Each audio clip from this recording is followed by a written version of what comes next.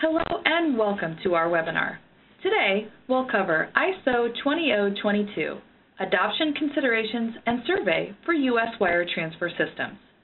I'm Gina Russo with the Federal Reserve, and I'll be your facilitator. Let me be the first to welcome and thank our presenter today. Joining us from the New York Federal Reserve is Gina Russo. All right, let's move to slide 2, and we can talk about some call logistics. Our call will be recorded and will be made available at fedpaymentsimprovement.org at a later date. If you haven't done so yet, click on the webinar link you received after registering. This option offers a few benefits. You can watch the slides as they are advanced. You can type questions to us at any time. You can download a PDF version of today's presentation, or you can even choose to listen to the audio through your PC speakers. I would like to note that the webinar performance does depend on your connection, so if at any time you're having problems, just pick up the phone and dial the toll-free number. As I mentioned earlier, you can submit questions for Gina at any time by clicking the Ask Question button in the webinar tool. We'll be addressing those at the end of our call. And with that said, we're ready to get started, and I'll turn it over to Gina. Thank you, Jean. Good afternoon, everyone. My name is Gina Russo. I'm with the Federal Reserve Bank of New York in the Wholesale Product Office. And the Wholesale Product Office is the area within the Fed that manages the FedWire Fund Service, the FedWire Security Service, and the National Settlement Service. So today's webinar will focus on ISO 20022 payment messages in the context of wire transfer systems in the U.S. So other types of payments, ACH, securities, checks, payment cards, etc., are out of scope for the discussion. Now let's walk through the agenda on slide 3. I will first provide an overview of what ISO 20022 is and show you an example. I will explain how ISO 20022 is an explicit strategy for the Federal Reserve banks and the clearinghouse. I will provide a brief overview of the business case assessment that was conducted in late 2013 to consider ISO 20022 adoption in the U.S. And then we'll spend the majority of today's webinar discussing an online survey that we are conducting to seek input from banks, corporates, and vendors on the implementation scope, approach, and timing for ISO 20022 adoption for U.S. wire transfer systems. So again, U.S. ACH systems are out of scope for today's discussion. So let's move on to slide 4. Just to explain what ISO 20022 for payments is. So ISO stands for the International Organization for Standardization and develops standards for many industries. The ISO 20022 standards are those that relate to financial messaging across major financial services domains.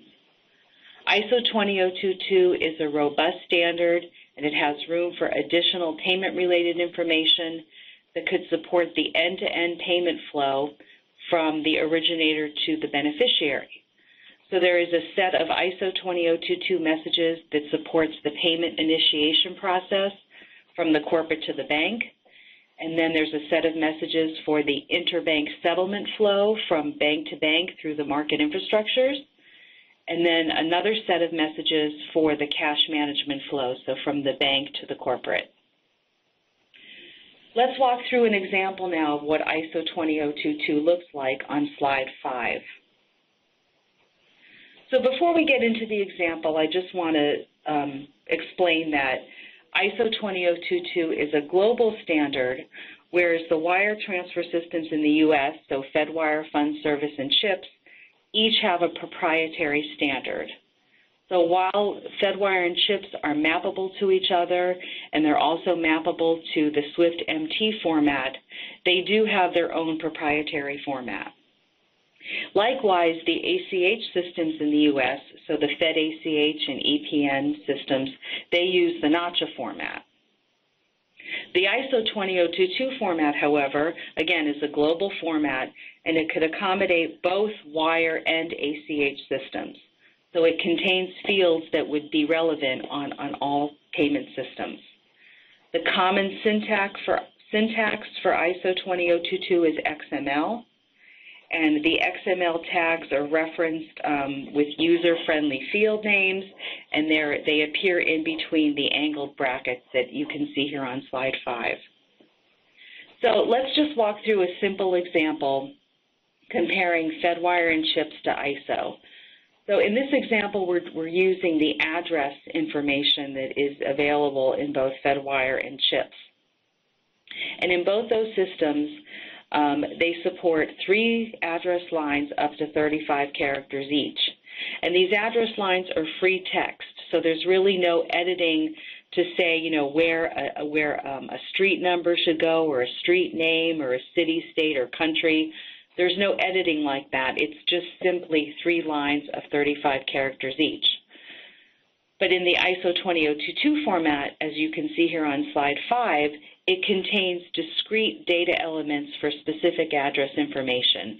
So it's very clear where you would put a street number, a street name, a city, a state, and it also has a field to support a country code, which is very critical when, especially for compliance screening, when you're looking for the location of originators and beneficiaries. So let's now move on to slide 6, where I just want to spend a few minutes giving you an overview of the business case assessment that was done in 2013. So several major worldwide markets had announced plans to adopt ISO 20022 in response to regulatory mandates, development of new systems, technology upgrades, or really a combination of the 3. So it led to the question of whether or not the U.S. should also adopt ISO 20022 to remain competitive. And a stakeholder group in the U.S. was formed to address this question. And the stakeholder group is comprised of the Federal Reserve Bank of New York as an operator of the Fedwire Fund Service, and the New York Fed was also representing the Fed ACH system. And then the Clearinghouse Payments Company as operator of both CHIPS and EPN. And then NACHA and X9 were also involved in the stakeholder group. And so we worked together to hire an independent consultant that would perform an objective assessment of whether or not there was a business case for or against adoption of ISO 20022 payment messages in the U.S. And the scope of the assessment looked at both the wire system, so the Fedwire Fund Service and CHIPS, as well as the ACH system, so Fed ACH and EPN. And the consultant released its report to the stakeholder group in April of 2014. So moving on to slide 7. So the conclusion of the business case assessment was that the benefits of ISO 20022 are largely qualitative at this point and haven't been fully realized yet. So while, the study revealed that, several major markets around the world had either already adopted ISO or had plans to adopt ISO, the benefits had not yet been fully realized. And it was also difficult for the consultant to define an overarching financial business case at the industry level, because in all cases, the upgrade to ISO in other markets was part of a broader technology project or a regulatory mandate, and also it was hard for the consultant to get information on proprietary information in other markets on local business cases and cost.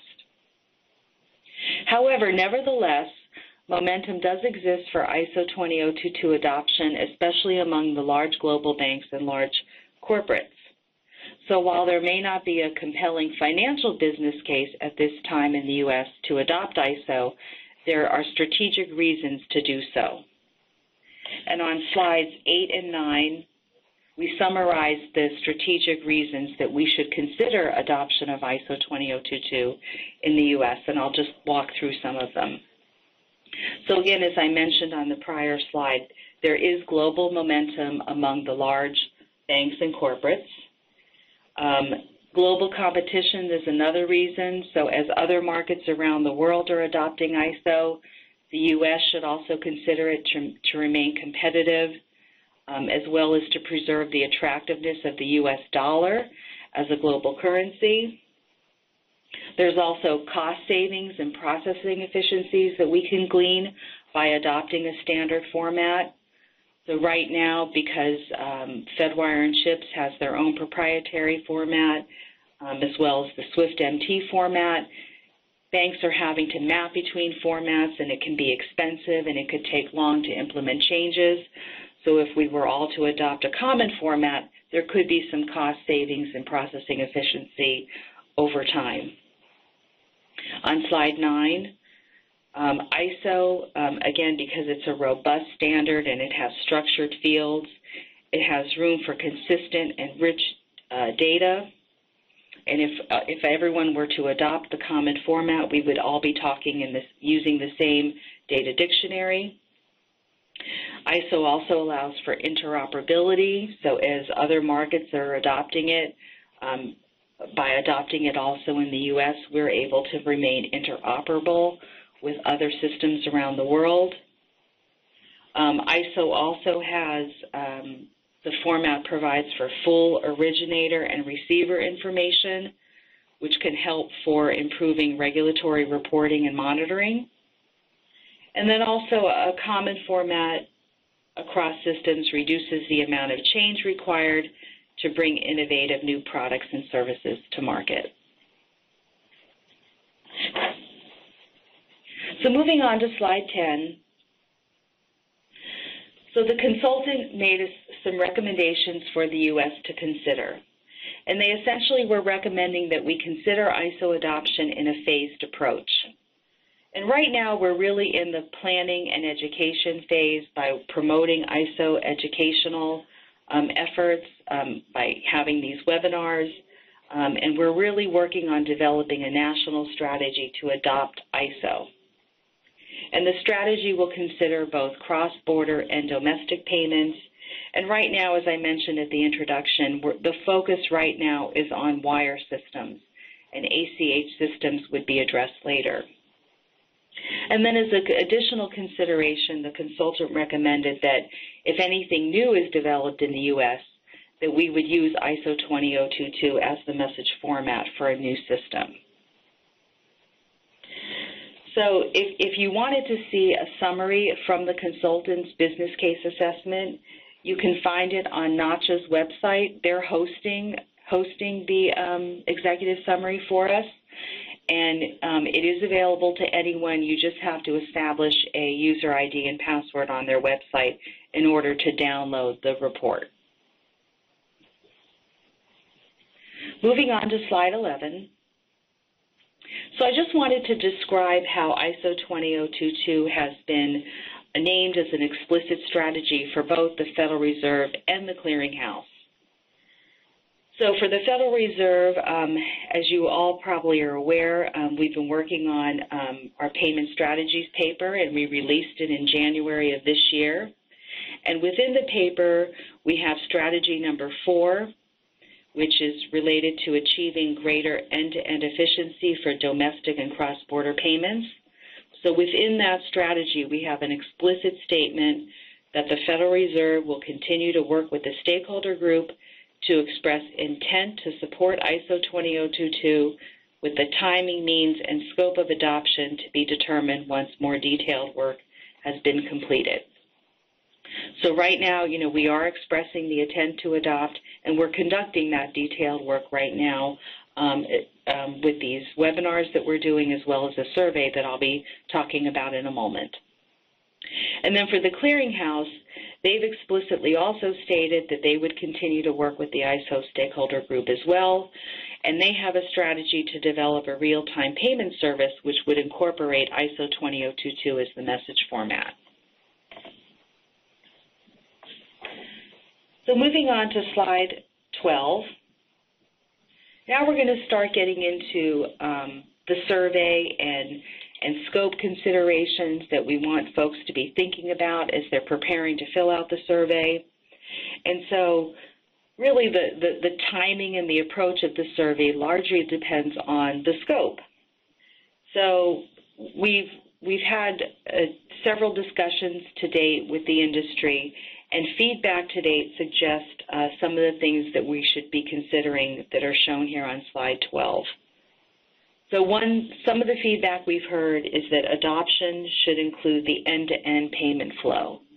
So not just have the market infrastructures implement the change, but also encourage adoption end-to-end through the banks and down to the corporates. And this is really a lesson from the extended remittance information implementation that both the Fed and the Clearinghouse implemented in November 2011. So we had made changes to accommodate extended remittance information in the FedWire and CHIPS format, but the change really wasn't made end-to-end, so from the banks to the corporates. And you really need to make the change end-to-end to make it worthwhile. Another consideration is that we should not separate domestic and cross-border payments.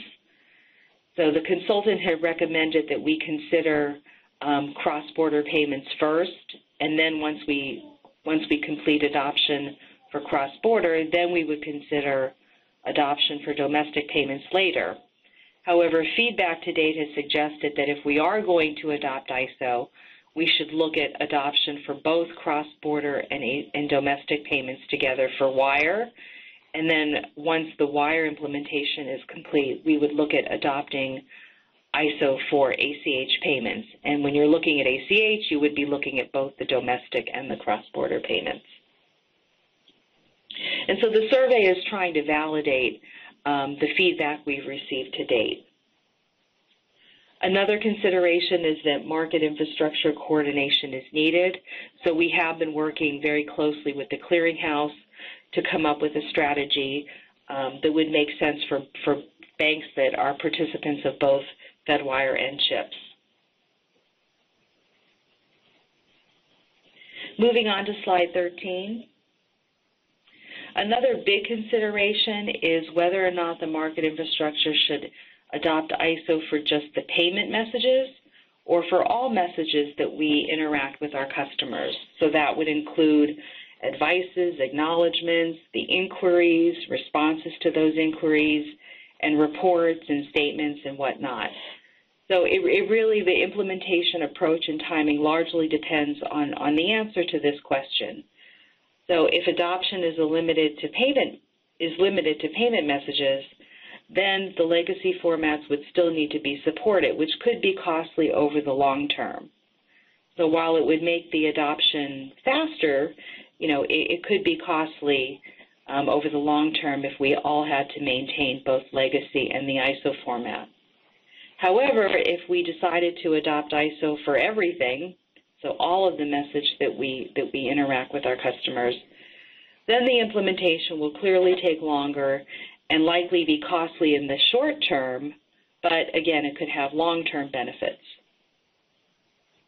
Another consideration is, should the adoption strategy be a like-for-like approach, where we just implement the ISO version of the legacy formats, or should we include enhancements? And so we know from learning about what other markets are doing, there are both approaches at play. So some are considering just using an ISO, a like-for-like approach for the initial adoption and then consider enhancements later. But we know that some are also just from the get-go are implementing enhancements once they adopt ISO. There was a consensus around the idea that the sunset of the legacy format was needed in order to encourage adoption, because if we just keep the legacy format out there indefinitely, it could hinder adoption and make the adoption conversion much longer. And then finally, another consideration is that we need to think creatively about ways we could minimize the impact on smaller institutions that may have less of a need for interoperability with other markets around the world because they aren't doing as many cross-border payments. So we need to think about ways to minimize the impact on those institutions.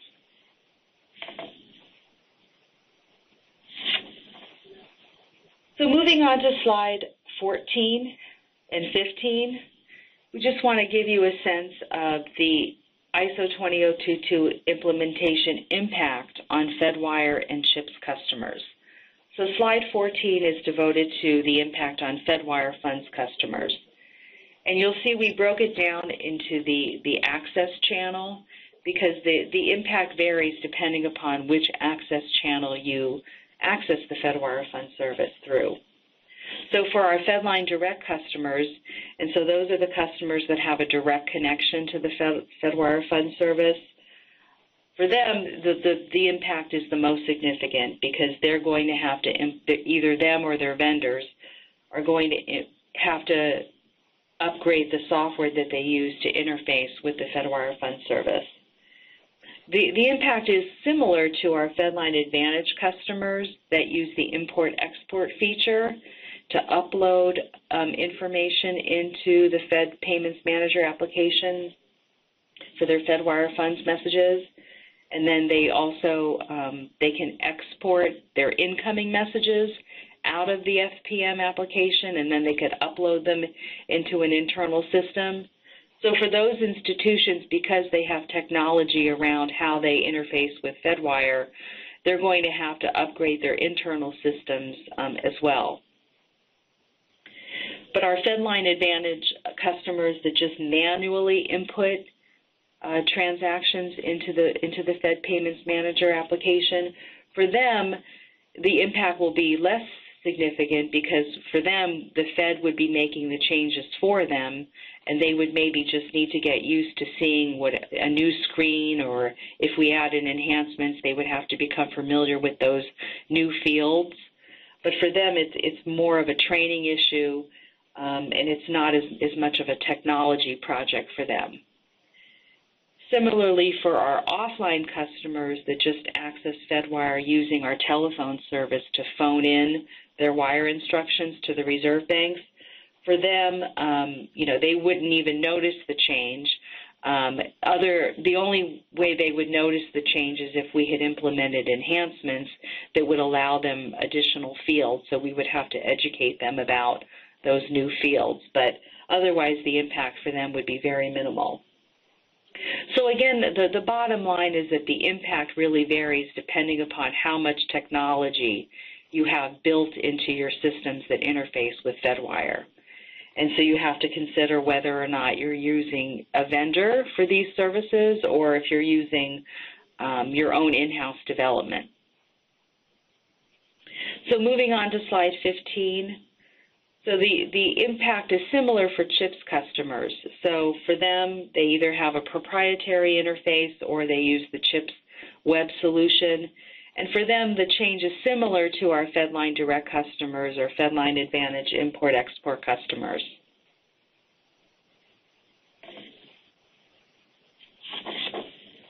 So moving on to slide 16, now we're going to get into different components of the survey. So again, the Fed and the clearinghouse are hosting the survey. The survey is going to include questions about the scope, approach, and timing for adoption of ISO for wire systems in the U.S. So again, it's focused on wire, not ACH. The survey will be available on the fedpaymentsimprovement.org website. In fact, we now have created a single dedicated page on that website where you can go for your one-stop shopping for ISO information. It'll include links to all of the previous webinars that we've done. We've recorded those webinars, and you could download the slide deck. This webinar will eventually be posted there, and we have a prior recording of the content of the slides here that you can listen to. And the survey instrument itself will also be posted there, and a link to the survey will be posted on the website. On slide 17, so who should participate in the survey? It's really any bank, corporate, or vendor that would be impacted by ISO 20022 format changes to Fedwire and/or CHIPS. And the survey will be available through August 7th. Moving on to slide 18. So we just want to clarify what will not be included in an ISO 20022 implementation strategy. So we are not looking at changing our network. So the Fed and the clearinghouse will retain our proprietary network for the FedWire Fund service and chips. And we're also not looking at offering the SwiftNet access option at this time. So that will not be included in an ISO 20022 adoption strategy. Moving on to slide 19. So the survey will ask banks and corporates which software applications they use to interface with FedWire and their customers. So we will present, for banks, we'll present a list of these type of applications, and then we'll ask you to identify the vendor that you use, or if you do in-house development. And then for corporations, you'll see a separate question identifying applications you may use, and we'll be asking you to specify your vendor or whether or not you use in-house development. And the reason for this question is that we want to make sure that we've identified all of the vendors that we know that would be impacted by this change. You know, we already know a good number of the vendors, particularly those vendors that support our FedLine Direct customers and the vendors that support CHIPS customers. But what we have less information on is those other vendors that support internal systems that banks are using or corporates are using, especially vendors that support our FedLine Advantage customers that use the import-export feature. You know, are there vendors there that are building those internal systems for those customers that we would need to engage with to ensure that they're informed and aware of our ISO adoption strategy?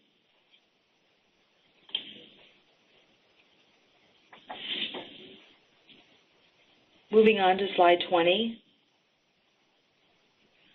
So the survey will also ask about the types of payments that we should consider in this scope, and this is getting at the domestic versus cross-border question. You know, should we be looking at both domestic and cross-border payments in the strategy, or should we be, you know, only focused on domestic payments or only focused on cross-border payments? The survey will also ask about which aspects of the wire systems we should support for ISO. So it breaks it out into transfer messages, inquiry, request and responses, broadcast messages and statements, and then there's some other categories for the CHIPS system as well. And so it allows you to select which aspects you would like to see included in an adoption strategy. Moving on to slide 21. The survey also asks about any value-added enhancements that we should consider in an adoption strategy. So it also provides a space for other. So if you can think of something else that's not on the list, you'll be provided a text box for you to enter that information. On slide 22, the survey will go into details about which ISO implementation approach you would prefer. And so the approaches are summarized here on slide 22, but in the actual survey, it goes into more detail on each of the approaches, and I'll go through that detail here as well. But there's basically 4 approaches that are being considered. So one is called a market convention using the legacy formats. Another one is being called the Big Bang approach. And then there's 2 variations of a phased approach. And I'll walk through each of those approaches now. So starting on slide 23, the market convention using the legacy formats. So what this means is that the market infrastructures, so the Federal Reserve banks and the clearinghouse, we could work with the banks to develop a convention for sending an ISO 20022 formatted message with an existing free text field that we already support today in our message format. And this is the 9,000 character field that we added in November of 2011 to support extended remittance information. So this block is capable of carrying an ISO XML message. So we could simply work with the industry to come up with a convention for how we would carry an ISO message within this block. And however, if we were to go with this approach, banks would still need to enter all of the legacy fields in the Fedwire and SHIPS messages. So they would still need to do some programming changes in order to, fill out the legacy fields as well as take the ISO message and insert it into this 9,000 character block. And then on the receipt side, they would need to figure out how to, then take the ISO message and then forward it on to the downstream institutions. So with this approach, though, the market infrastructures would not need to make any changes. We could support it today. But however, banks and their vendors, they would need to make changes to support it. So they would still need to make changes, and changes still cost money and time, and is it worth it, to make the changes to support this approach, or should there be an investment in supporting a more full solution? So on slide 24, with the Big Bang approach, it's simply the market infrastructures would establish a sunset date for the legacy format, and we would require all banks to send and receive ISO for the wire systems on the same cutover day. So, Big Bang approach, everybody has to move together on the same date. And this approach, while there are some benefits to it, because once we cut over, no one has to support the legacy format anymore. Everyone has moved over to the ISO format. However, because it requires everyone to move together, it could be an approach where we're constantly resetting the end date. And, it requires a lot of coordination, and, it's a difficult thing to pull off. Moving on to slide 25. So here, now we're going to get into talking about the different phased approaches that we're considering. So with the first phased approach, we're calling it the phased receive, phased send approach. With this approach, the first phase will be the market infrastructures mandating that banks convert over a certain conversion period to receive the ISO format. So during this phase, the banks would continue to send only the legacy format, and the market infrastructures would convert the legacy format to ISO for the receivers that are capable of receiving ISO. And so, again, we'd have a specific conversion period in which we are moving banks to receiving ISO over time. And then once this phase ends, at this point, everyone would be in a position to receive the ISO format. And so once that is complete, then we would move on to the send phase, where we would be converting banks to sending the ISO format over a certain conversion period. So what this means is in between the receive and send phase, both the market infrastructures and banks are going to have to continue to support the legacy format and the ISO format as they're converted to receive ISO and then send ISO.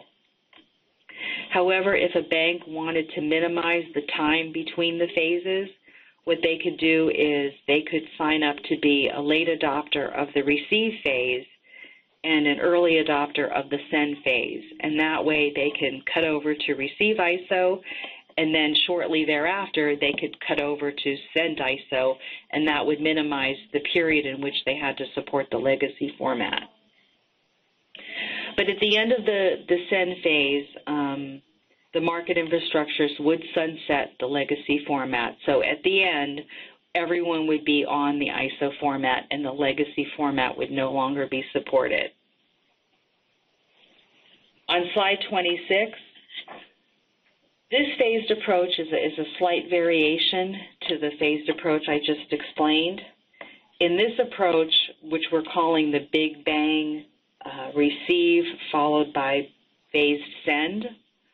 So in this approach, we would have a big bang date in which everyone needs to receive the ISO format. So the market infrastructures, we would be figuring out a sunset date, and on this date, we're going to cut over everyone at the same time to receive ISO. But then what we would do is we would have a phase conversion for everyone to start sending ISO. So again, the banks that wish to minimize the time that they have to support both the legacy format and the ISO format, they could, cut over to receive ISO, and then on the next day, if they wanted, they could start sending ISO, because then we would be into the send phase.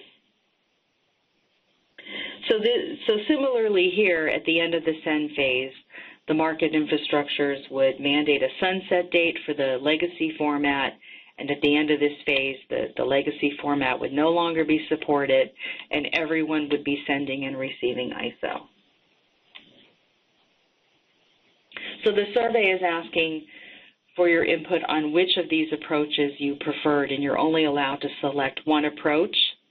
If there's another approach that you think we should consider, there is a text box for you to select other, and then you would be able to describe that approach if you think there's something else that we should be considering. So moving on to slide 27, the survey asked about timing for ISO 20022 implementation. And in regard to timing, we already know that the Fed and the clearinghouse would not be able to support ISO prior to 2018. So we want to get input from banks and vendors and corporates on how much lead time would you need to support ISO adoption for wire systems. And it's really lead time from when it's not just when we announce that we're doing it, it's really when we provide you the format specifications of what the new format will look like, so that you could begin coding and preparing your systems to accommodate the change. So that's what we're asking for in the survey. How much lead time do you need to be in a position to cut over to ISO?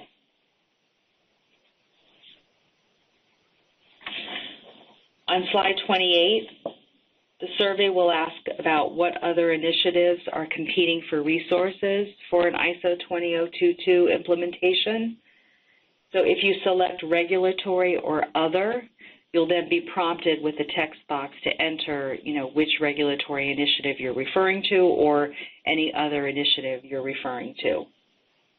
Because we want to get a sense of, in our planning for this, what types of things are we competing with.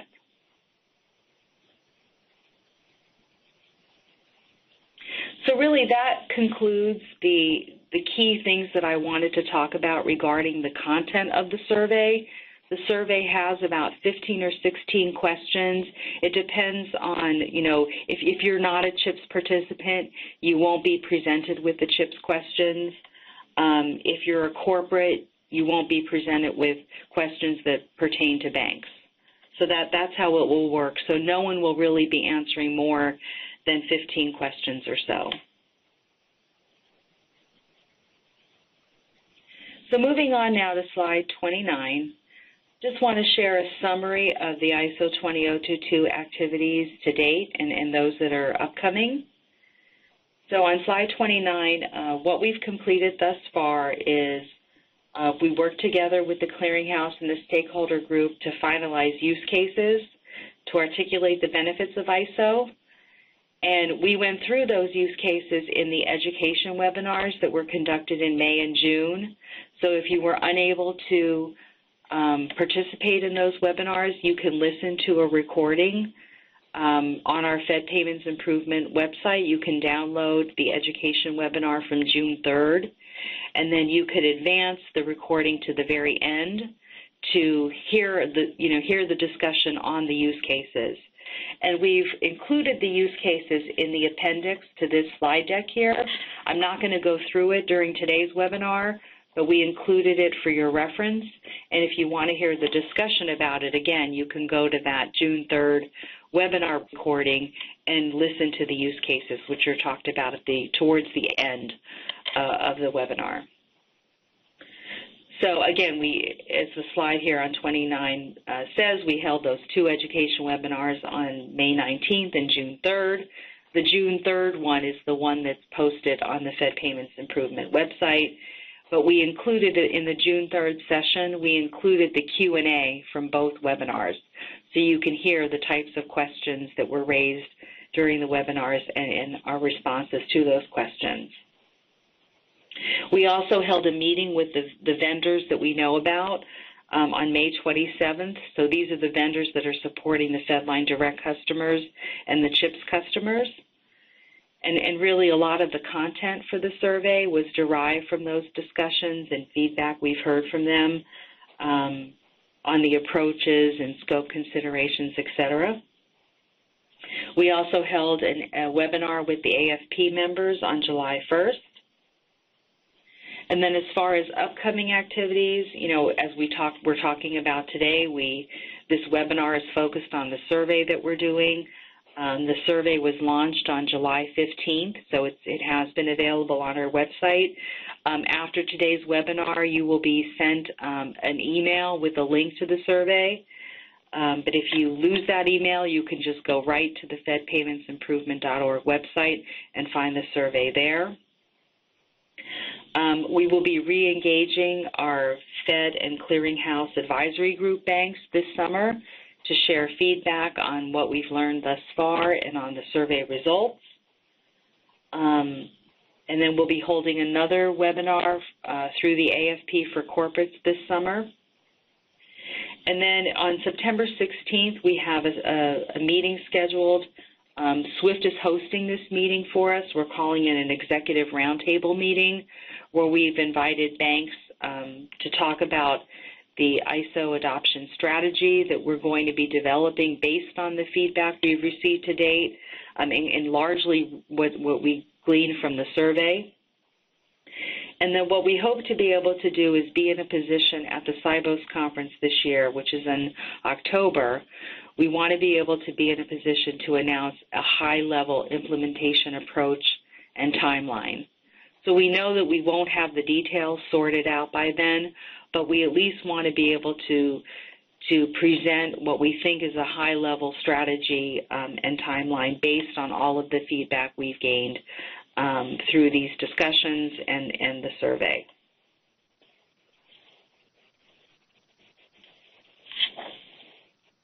So that concludes the webinar presentation. So at this time, I'd be happy to take any questions from the audience. All right, thank you so much, Gina. Wanted to let you know we do have a couple of questions that have come in, but I want to remind our participants how they can ask a question. If you've joined us in the webinar, you'll see an Ask Question button on your screen. You can click that button and type a question in, and I'll get that queued up for Gina today. But I'll start in with our first question. Can you please clarify how we will receive the survey?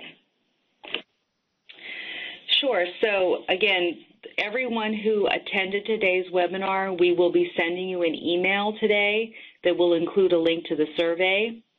But if you lose the email, you will be able to go to our fedpaymentsimprovement.org website, and you will be able to click on a link to the ISO 20022 one-stop shopping page, where you can see all of the information we have available on ISO 20022, including prior webinar recordings and the actual slide decks that go with the recordings and the survey link itself. Okay, thank you. Our next question. Will I be able to save my answers in the survey and come back to it when I'm finished, or to finish? Unfortunately, you won't be able to do that. So, if you start the survey and you get interrupted and have to close down the link, it won't save your answers. So you would have to go back and start over from the beginning. But the survey is only 15 or 16 questions. They're multiple choice questions. There are some text boxes, so if you do enter in anything in text, you would have to rekey it. But the hope is that you would just, you will be able to, print out the survey, and so that you could come up with your answers, so that you could just sit down in one session and fill it in and then submit it. Okay, thank you. Our next question, is there any chance we will receive specifications before 2016? So the answer to that is no. This year we're really coming up with what our high-level strategy is. So next year, once we figure out what the high-level strategy is, next year we would be working on the details, including what the format specification would look like. So the hope would be that we would make that available by the end of 2016 perhaps, but it would definitely not be before 2016. Okay, thank you. All right, our next question.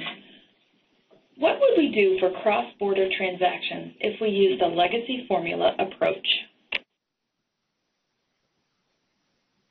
Okay, so this question actually did come up at the last webinar as well.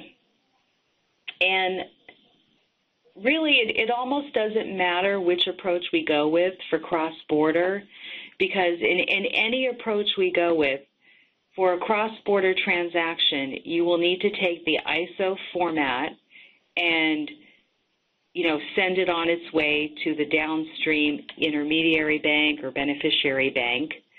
And you will have to know whether or not that market that you're sending to has adopted ISO messages. So in the long term, it will be more seamless, because in the long term, most markets around the world will be moving to an ISO format, and that format is capable of being carried on the SWIFT network. So you would just send it over the SWIFT network, just like you send an MT message today. But as markets are transitioning to ISO, there may be instances where you would have to either have a convention for sending it to a cross-border intermediary or beneficiary bank, or you would have to convert it to perhaps the SWIFT MT format if that market hadn't yet converted to ISO. So it's really going to depend on where the message is destined and if that market has also adopted ISO. And this really is a known issue that SWIFT is aware of, and they've organized a group of market infrastructures around the world to start working together to figure out this problem, because until everyone is on the ISO standard, there's going to be this period where some are and some aren't, and how do we deal with this for cross-border transactions? So there'll be more to come on this issue, but it is a known issue that SWIFT is really leading, and the Federal Reserve and the Clearinghouse are involved in this group so that we can be informed and participate in solving the issue. All right, thanks, Gina. Next question, what resources will be available for banks during a transition to ISO 20022? So we really haven't worked this out yet. Again, it will really depend on what the implementation approach is, what the scope is, and so we'll be figuring that out as part of the adoption strategy.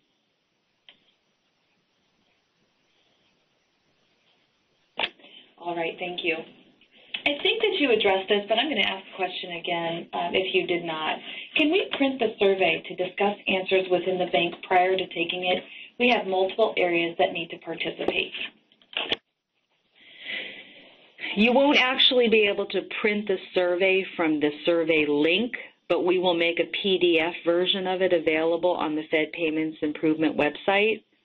And that PDF version will be included in the email that gets sent to you today. So you can print it then and share amongst individuals in your organization so that you could formulate your response. All right, thank you. The last question we have, unless someone submits any additional, is will the survey results depend on which implementation is chosen? If the phased conversion is chosen, will you start with large banks first and smaller banks last? So we're going to use the survey results to figure out our implementation approach. So we're basing our approach on the feedback that we've received, from the survey, from discussions with industry participants at conferences and our vendor meetings, and et cetera. So we're formulating our strategy based on feedback we've received from the industry. And the way we'll do the phases, I don't know that it'll necessarily be big banks followed by small banks. It may really depend. Some feedback we've received is that, because the Fed and the clearinghouse are working together, should we really be moving, all of the banks together, or should we be doing them separately to minimize an impact? Maybe do FedWire first and then CHIPS, or do CHIPS first and then FedWire. So we really haven't worked that out yet, and it's really going to depend on, first of all, the approach selected, and then, how we figure out how we want to convert everyone. Okay, well, Gina, we have not had any additional questions submitted, so if you have some closing remarks before I officially close out our session, that would be great. So in closing, I just want to stress that, we really are looking to the industry to help us figure out what our adoption strategy should be. So this is an opportunity for folks to weigh in, and we encourage everyone to participate in the survey and to coordinate with anyone that you need to within your organizations. We do expect folks in organizations to have different views, and that's okay. We want to just get all possible views so that we can make the best decision on how we should do this for FedWire and CHIPS. So we encourage you to participate, and we want to hear all different types of feedback. All right, thank you, Gina. Well, I'll bring our session to an official close by thanking our participants. And Gina, thank you so much for your time. This concludes our webinar, and I hope everyone has a great day.